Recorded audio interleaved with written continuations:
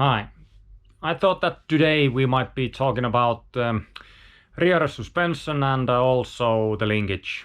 And we will come back to that real technical drawing later on. But the things that I'm gonna do for the linkage, the rear suspension itself, some protection parts to the rear brake and also the chain guide stuff, and also how about the grease in the linkage itself and the swing arm. But let's go forward and I'll start stripping off the parts on the bike and show you more with the bike.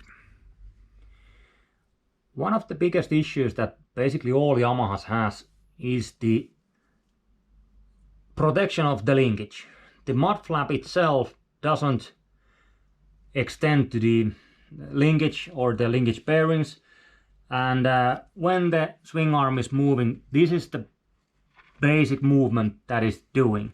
So it's not protecting those bearings at all from mud, water and all sorts of crap. So I have an idea for that, and I've been using that in my previous bikes as well. I will be showing that to you in this video later.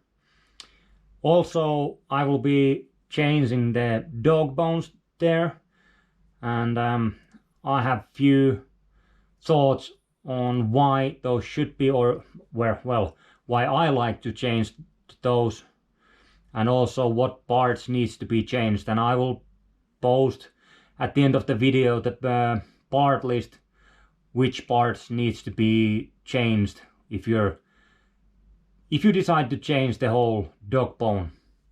So here we have two linkages, the standard one, original one, and the one that I'm gonna be using. As you can see, I've just placed the bolt here for reference so that they are in the same place from here. And at this end you might be able to see that the difference between those is about 2 millimeters. So the one that I'm going to be using is 2 millimeters longer. And also it is, if I'm not mistaken, it is a bit wider, as you can see. So you would need to use a different color with this one. And in the end of the video I will be giving all the part numbers to you, so that if you want to try out the same thing, just go ahead and purchase or order those parts with the Yamaha original numbers and you will be good. Yeah, by the way, one thing that you should take care of is the greasing of the bearings. There is 0 to none as a standard when they come from the assembly line. There is nothing. So use whatever good grease you have.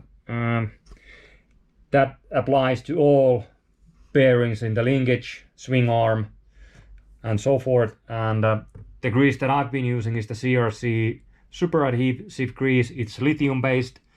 It keeps it keeps the water and dirt away from the bearings, and you don't need to add it anymore. You just apply it once and that's enough. Yeah, and one cool trick for bearings is that you take this, I've already done it, but take the dust seal off gently with some needle or knife, and put more grease to the bearing itself, and put the dust seal back on. That way you can extend the lifetime of that bearing a lot. Okay, the linkage has been changed, and also I changed the rear suspension at the same go. I like the Öhlins products. There is nothing wrong with the KYB, and I will be using that on the winter time, but yeah, just wanted to change that for the summer. Also, front sprocket has been changed to 12 teeth.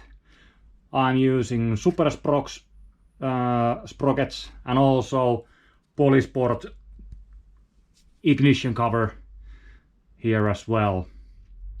Now the technical drawing. As you can see, that is my enduro bike. these are roots, rocks, braking bumps. With normal dog bones, the first part of the travel in rear suspension feels, in these kind of situations, bit hard, ruggish, and it's all over the place, the rear end. You cannot control that so well. But with the longer dog bones, what it does, it allows the rear wheel to travel a little bit more before the suspension is doing the same kind of movement compared to the original dog bones. So hence it feels a little bit smoother, calmer, and you can control the rear end a little bit better. The downside is that you need to compensate the height of the bike by adding a little bit preload, because the longer dog bones lowers the bike a bit. It's not a big change, but it's still a change to the preload. But that is doable, and I would say that this setup is way better than the original one. Linkage bearing protection.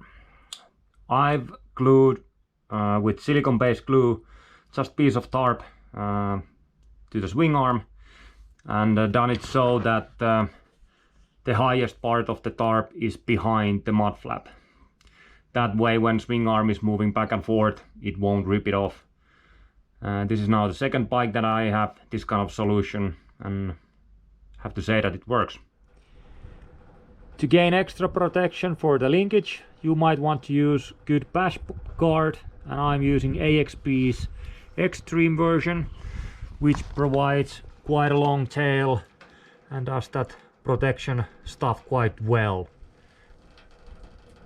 As you can see, I'm using TM Designs rear brake disc guards, and also as a rear disc I'm using Brembo's Oro series discs. That is from YZ250.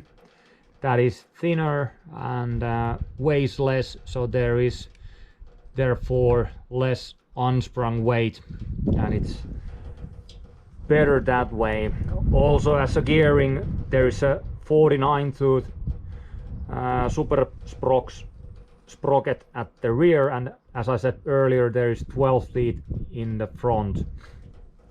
And as rims, I'm using XL A60 rims. Those are more than capable of handling the Finnish enduro tracks. And as a rear and front tires, Michelin Enduro Medium. I think these are Comp 5 or Comp 6 tires. I've been using Michelin quite a long time, and those are good tires to use.